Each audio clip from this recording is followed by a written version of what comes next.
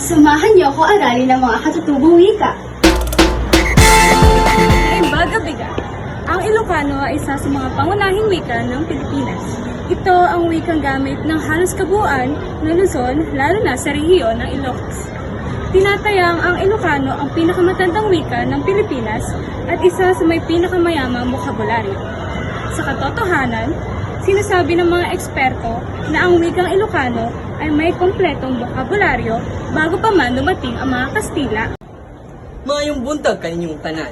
Ako si Alan Magtuba, gikan sa Mindanao. Ang mga Cebuano ay lengua franca ng gitnang Kabisayaan. Mga kanlurang bahagi ng silangang Visayas.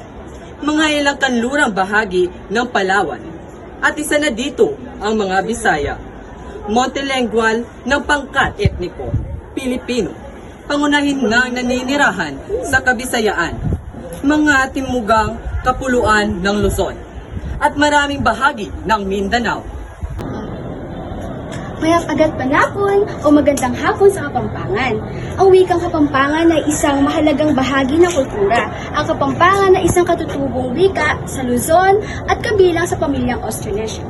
Sa paggamit ng Kapampangan sa edukasyon, naging daan ito upang mapanatili ang wika at mapalaganap ang kaalaman tungkol sa kanilang sariling kultura. Sa ganitong paraan, hindi lamang napapalago ang edukasyon, kundi pati na rin ang pagmamalaki sa sariling wika at identidad. Mga bay nga agaw tanan, mga waray. Ano nga ba ang waray? Ang waray ay isang pinakamalaking linguistiko sa Bisaya. Ito ay pang-apat na pinakamalaking pangkat ng linguistiko sa Pilipinas. Maupay nga gampi sa alang-alangan. Ito galay si Ano. At ang wikang Hiligaynon na madalas tinutukoy bilang mga Ilonggo o mga Tagapanay ay isang pangkat ng etniko ng mga Bisaya na ang pangunahing wika ay Hiligaynon. Marhay na daw sa Ilocos, ang mga Bicolano ay ang ika-apat na pinakamalaking pangkat na etnolinguistiko sa Pilipinas. Kadalasang tinutukoy ang mga kalalakihan bilang Bicolano at ang mga kababaihan bilang Bicolana. Magsantos niya kakuwasan ang wikang Pangasinan o Pangasinense. Ang Pangasinan ay isa sa 12 pangunahing wika sa Buenos Dias, amigos amigas. Ang Chabacano ay isang pangkat na wikang Krolyo na batay sa Kastila na sinasalita sa Pilipinas. Ang baryante na sinasalita sa lungsod ng Zamboanga. Bakit nga ba mahalaga ang katutubong wika sa pag-unlad ng edukasyong pambansa?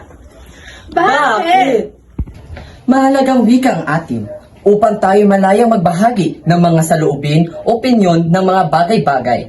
Pilipino ang ating wikang pambansa na dapat nating bigyang halaga bawat isa, mamamayang Pilipino.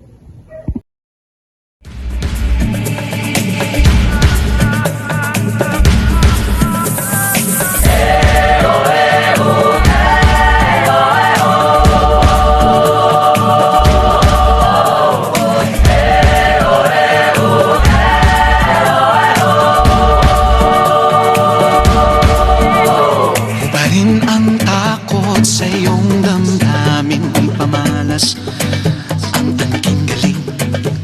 Tumayong buong tapang harapin ang buhay at kapin ang tagumpay.